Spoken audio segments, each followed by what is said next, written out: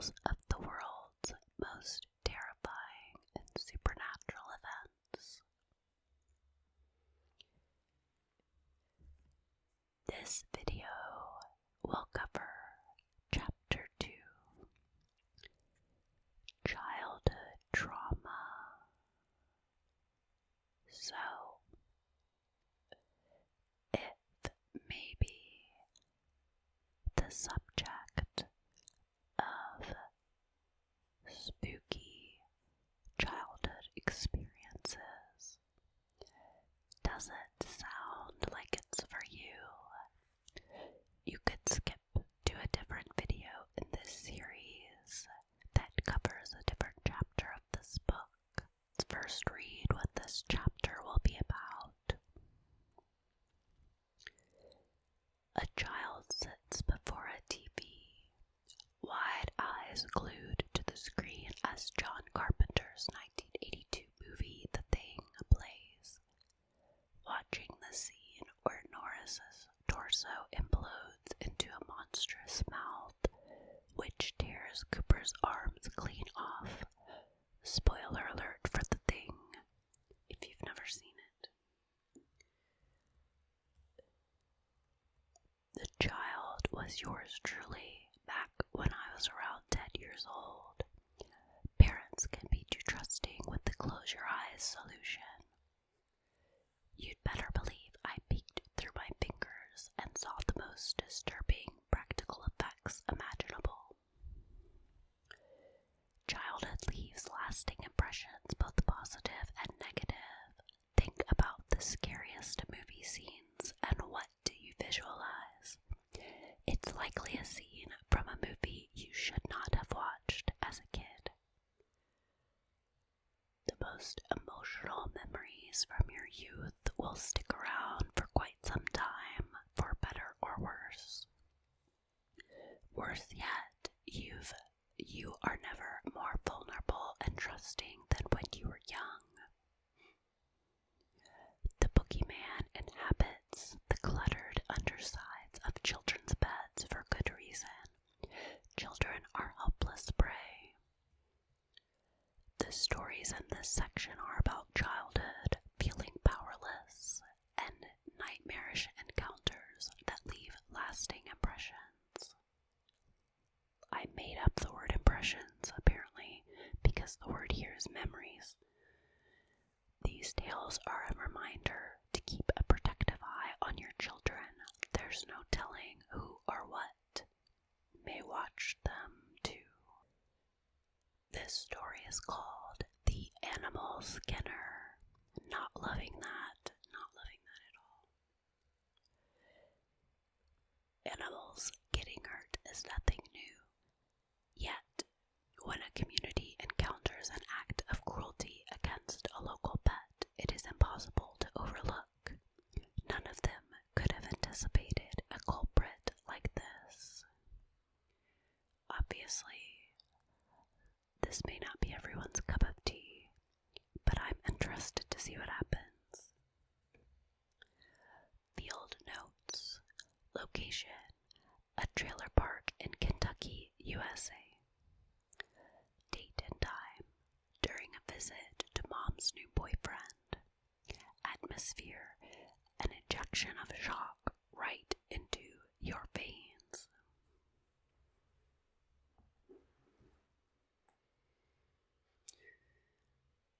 I am a 29-year-old woman residing in a comparatively small town in Kentucky. Growing up, my mother sometimes had the most random boyfriends. It was while I was dating a guy who lived in a trailer park that these experiences happened to me. I was about 9 years old at the time. The first experience came about one day when my mom took me and 2 of my brothers to go visit her boyfriend. The trailer park he lived in was fairly large and surrounded by huge wooded areas. Many people inhabited the place, and one of them had a small poodle breed dog that frolicked with everyone and craved our attention. His was Snoopy. Well, one day, Snoopy went missing. He never showed up, and that wasn't normal for him. His owner said he never came home, so a bunch of us got together and began searching for him. We couldn't find him anywhere, and we searched for hours. We'd pretty much given up hope when someone yelled out that they had found something. I remember sprinting toward a commotion as a crowd formed around a tree in my mom's boyfriend's backyard. My mom keeping us kids back, but it was too late.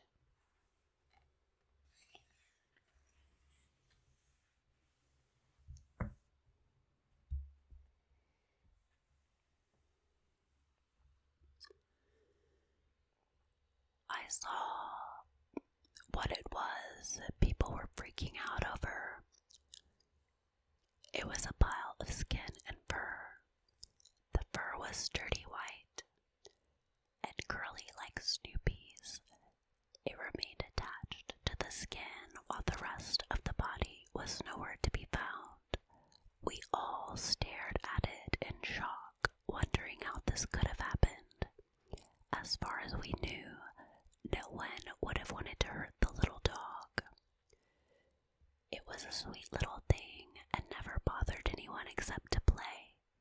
No explanation was really given, and they disposed of the pile of skin and fur. A couple of weeks later, my mom wanted to go see her boyfriend again. Sorry, but I would never take my kids to that area again if that had happened. Once again, she took me and two of my brothers along, but first we stopped by a friend's house who lived in the same trailer park for just a few minutes. When we pulled up and got out of the car, I noticed a little black cat. I love animals, so I went over to pet it before going into the friend's house. We were there around 10 to 15 minutes and then left. While walking back to the car, something caught my eye. Something glistened under the street light. It was nighttime, so it was on. I approached it out of curiosity and was surprised to find the body of a small cat. It was the same size as the cat I had just pet only minutes before. The only issue was that the body had no skin, none whatsoever. It was bone, meat, and muscle, but no skin or fur. It was still wet and emitted some warmth as if it were fresh. I pointed it out to my mom. It grossed her out, but she really didn't make anything of it and told me to leave it alone and get in the car. Snoopy came to my mind though. I thought it odd that now two animals had been skinned with no explanation. As the days passed, I put the animals in the back of my mind. We kept visiting my mom's boyfriend and hanging out with the neighborhood kids. And while other odd things would pop up, for me, the scariest thing happened one afternoon when my little brother and I were lying outside on a picnic table in the backyard of my mom's boyfriend's trailer. As we lay there, my little brother decided to take a nap. I wasn't really sleepy, so I just looked at the clouds and surveyed the surrounding area. The backyard was quite large. There was a vast area of woods back there and a huge field that belonged to a neighbor. Only a thin, rusted wire fence separated the field from the backyard.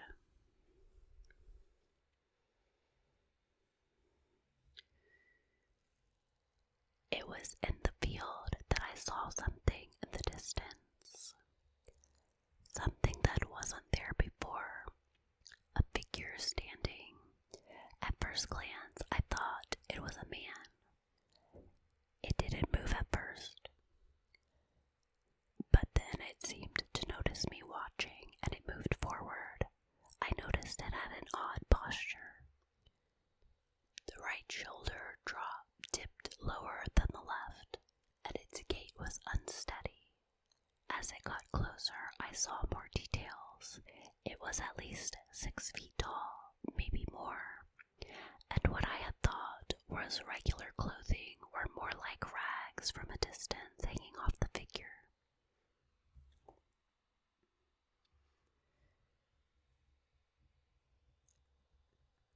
Its arms were longer than a human's should be, and the hands looked bigger and possibly clawed. I quickly realized that this wasn't a man I was looking at.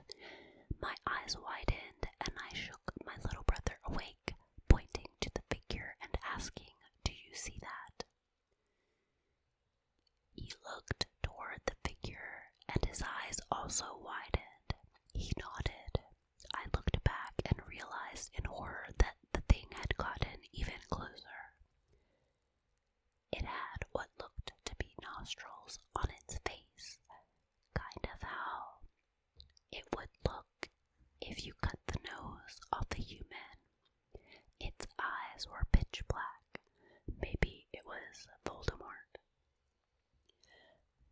The side of its arm extended toward us sent a shiver down our spines. It looked back at my I looked back at my brother. Fear etched on his face and urgently whispered, "We should run." We both leaped off the table, our legs propelling us forward with such velocity that even the Flash would have been impressed. We ran toward the trailer, but didn't even make it out of the backyard before the thing let out a scream.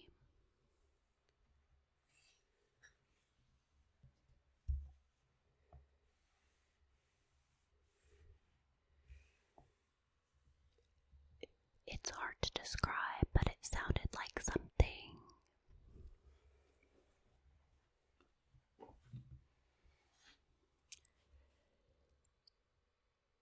It's hard to describe, but it sounded something like a roar mixed with nails on a chalkboard. It was terrifying, and neither of us looked back to see if the thing was any closer.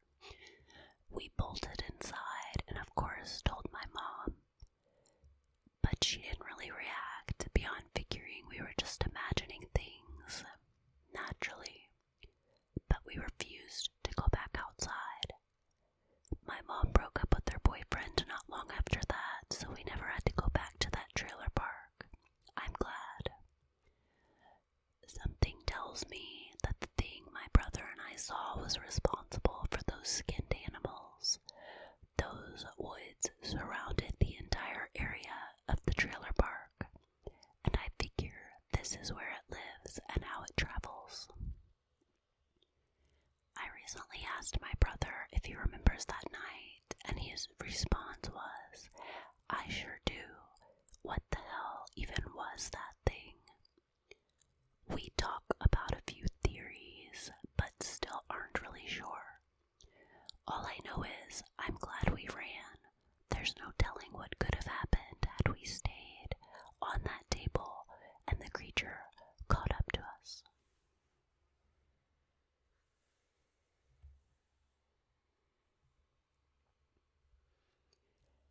Kentucky is a hub for local folklore and mysterious creatures. Among these is the infamous Poplick monster, a half-man, half-goat entity said to reside near the Trestle Bridge over Poplick Creek. Legend has it that this creature lures unsuspecting victims onto the treacherous railway tracks below. Treacherous tracks. Adding to the eerie atmosphere are the chilling tales of gravediggers, terrifying creatures said to roam graveyards in search of hair.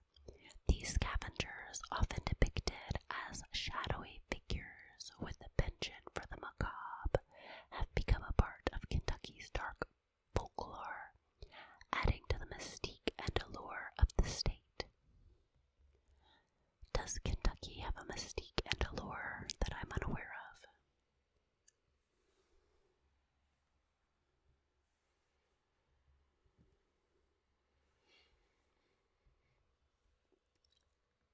The next story is titled Late Night Visit.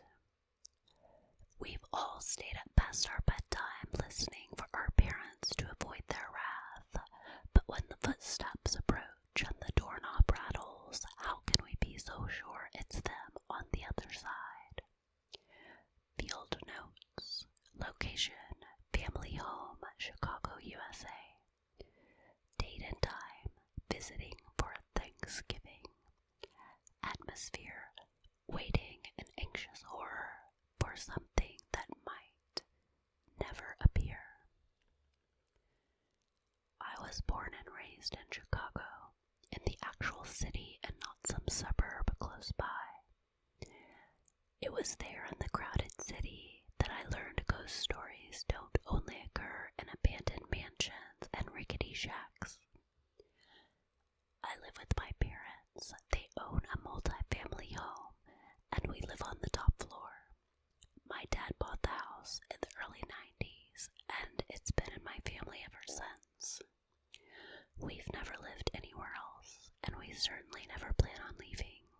It's a great house in a pleasant neighborhood. I love this house, and besides minor details about showing its age, I wouldn't change much. That being said, the house has always had a somewhat unsettling vibe. The vibe's not always there, but at certain times of the year you can feel it more than others, especially at night. Growing up, I remember experiencing creepy things in the house, like seeing shadow figures make their way across the hall when I was playing, hearing footsteps walk from the kitchen to the dining room, or hearing shuffling of things being moved around.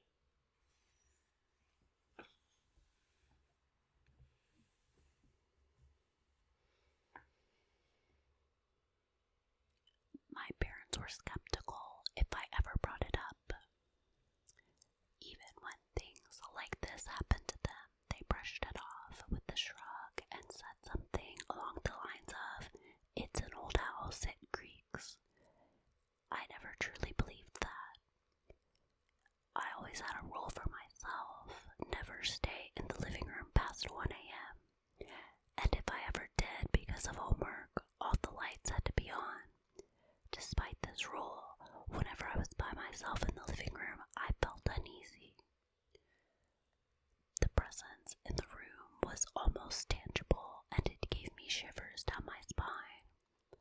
The best thing I could do was play my music and ignore it. I was always practically running to my room once I was done. Some people might think it was all in my head, that I was just afraid of the dark or something, but it wasn't. When I left for college, that feeling of something watching me was never there in my dorm room or in my apartment when I eventually began to rent. It was only ever there when I was in my parents' home. It wasn't until what happened when I came from college for Thanksgiving that my mom finally believed something was off in the house. Everything was fine until the third night of my stay. I had the habit of staying up late at night watching Netflix, and that night was no different. Normally, I never close my door. I kept it slightly open to let the room breathe. On this night, though, I closed the door and locked it. My parents had done the same. They always did. It was sometime around 2 or 3 in the morning that I heard my parents' doorknob jiggle. My parents still had one of the old doors that came with the house, and the doorknob was made of heavy glass.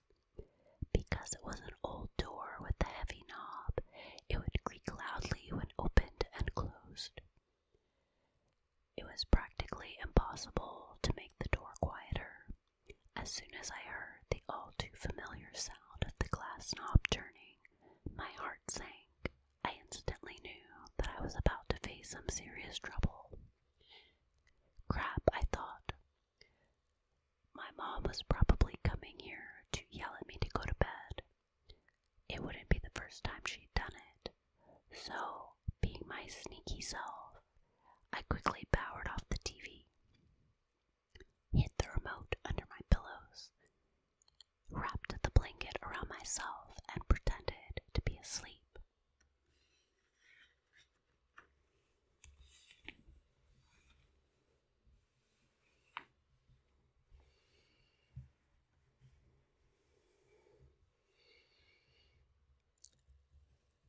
I remained silent, hearing the footsteps get closer until stopping right outside my door. The doorknob turned slowly, the door jerked, but it was locked, so it didn't budge. I expected my mom to use her fingernail to turn the lock. It wasn't hard to do, but it never happened. It felt like forever as I waited, and the room had become dead silent. Suddenly, I got a weird feeling in the pit of my stomach.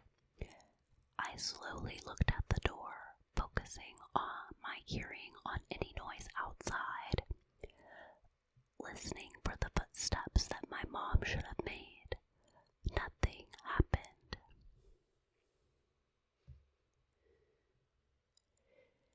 I couldn't hear anything. I became aware of how on edge my nerves had become, and there was no way in hell that I would check it out. So I forced myself to sleep and wrapped the blanket tighter. The following morning, I woke up and heard shuffling in the kitchen. I knew it was Mom, so I quickly jumped out of bed and made my way over to where she was. Before I could get a word out, she said, "What did you want last night?" I looked at her confused. "What?" "You came to my door last night trying to open it. I kept calling your name, asking you what you wanted, but you never responded. Were you sick or something?" She confidently replied. No, you came to my door last night. I didn't go to yours," I countered, letting a nervous laugh slip through a weak smile. "Sam, stop messing with me." "Mom, I'm not.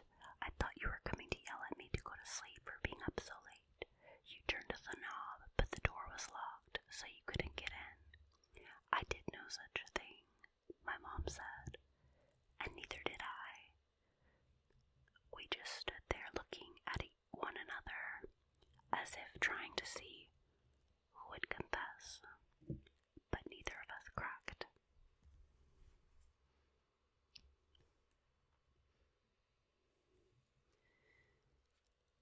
I obviously knew I didn't get up to go to their room, and I believed that my mom didn't leave her room.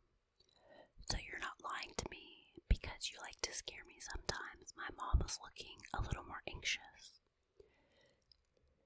"No, Mom, I'm not. If I ever scare you, it's certainly not at 2 in the morning.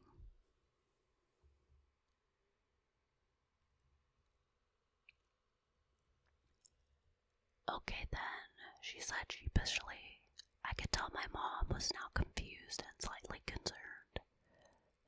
"Whatever came to visit last night failed." Thank God, she added softly. I don't know what tried opening both our doors that night, but I was thankful it wasn't able to. I don't know what I would have done if that door had opened. All I know is that something that had been in the house for a long time tried to do something more than just walk around, but it didn't succeed, and I prefer it that way.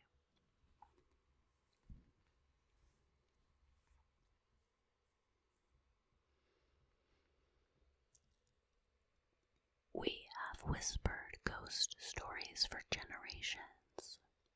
Have you ever wondered how many generations? Who was the first to lay eyes on a specter from the afterlife? Well, as far as we know, the world's oldest drawing of a ghost has been found in the British Museum. On a 3,500-year-old Babylonian clay tablet, a drawing shows a bearded spirit being guided to the afterlife by a companion. The tablet is part Exorcist Guide for Getting Rid of Unwanted Ghosts, specifically addressing the ghost's need for companionship. The ghost is shown with his arms outstretched and his wrists tied by a rope held by the female figure. A text accompanying the drawing describes a ritual that would send them happily back to the underworld.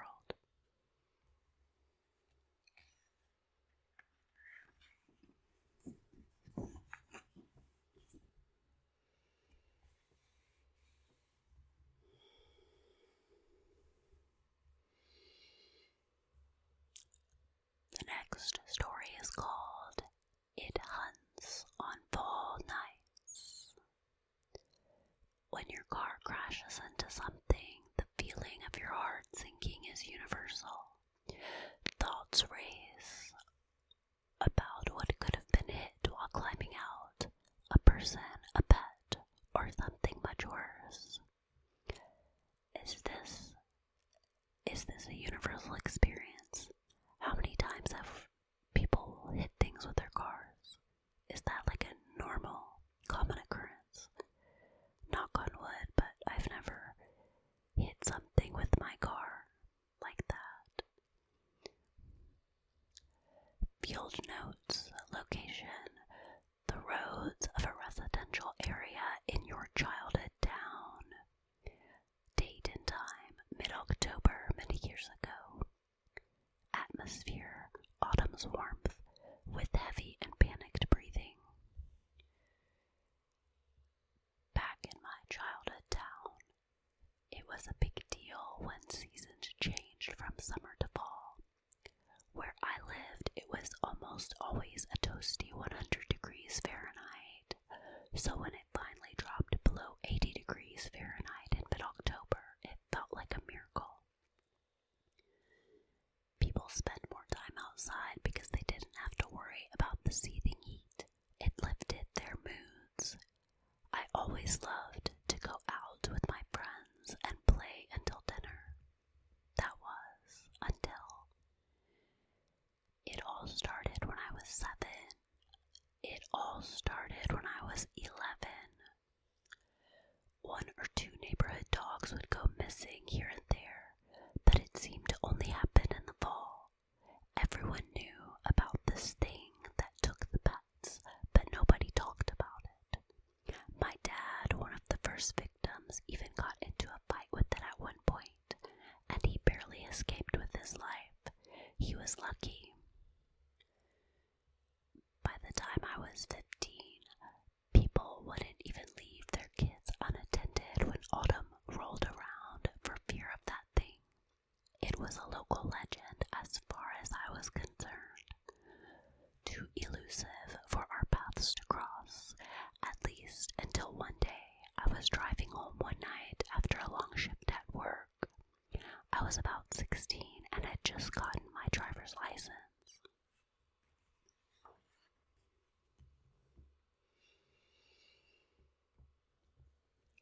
I was pulling into my neighborhood like I had done many times before. I thought I saw something behind me, so I checked my mirrors. When I looked back, something big was darting in front of the car. My attempt to brake was in vain, and I felt my car strike the thing. It flew back a few feet, but immediately got up and kept running. It was all a blur, and I immediately started freaking out.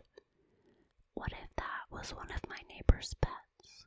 Or even worse, a human? I decided to make things right by attempting to follow it and check for any injuries. I couldn't live with myself, thinking I had just severely injured something and may have even contributed to its death. Before I left, though, something in the back of my mind told me to be cautious. I reached into the glove compartment and grabbed a sharp glass breaker. Leaving the car, I immediately noticed a trail of blood on the pavement. My face tightened up as I thought I really heard that thing.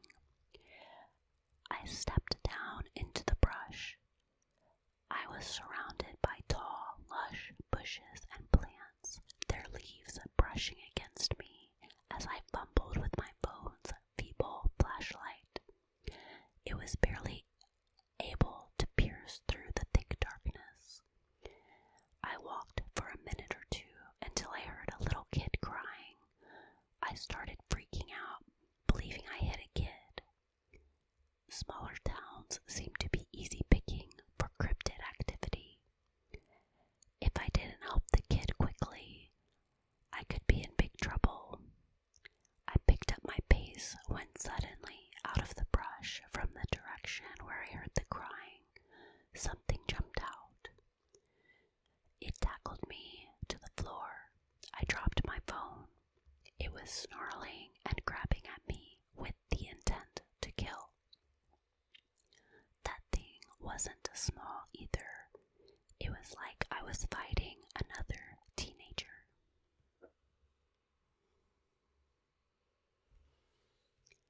I kicked it off and reached for my pocket and firmly gripped the glass breaker. It lunged at me again, but this time I stabbed it right in the middle of its chest. It started to freak out, letting loose those horrendous screams as it started off into the darkness. I ran back to my car as fast as possible and drove home faster than ever before. It covered me with scratches and blood, but nothing lethal. I told my parents what had happened, and of course they didn't believe me. My parents had me take a concussion test the following morning, but it showed that I was mentally healthy. That didn't matter though, because nobody believed me. At a certain point, I just stopped telling the story. All I have to say is that no more pets or people went missing after that. I escaped with my life, but even more than that, I may have saved a few more lives along the way. The Enfield monster sightings in 1973 in Illinois, USA, generated significant attention and media coverage. Eyewitnesses described a grotesque creature standing 4 to 5 feet tall, with a muscular build, 3 powerful legs. It had rough, scaly gray skin and piercing red eyes. The creature allegedly struck some individuals, causing scratches and bruises. Despite efforts to track it down, the Enfield monster disappeared without a trace, leaving the community perplexed. The mystery surrounding its true nature and origin remains unsolved, leading to speculation and intrigue.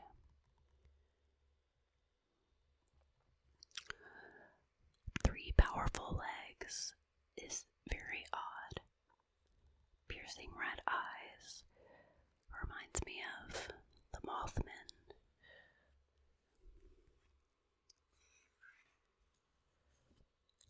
And that concludes our chapter of the childhood trauma stories. The next chapter and video will be cabins, tents, and campers. Thanks for listening. Sticky tack, sticky tack, sticky tack.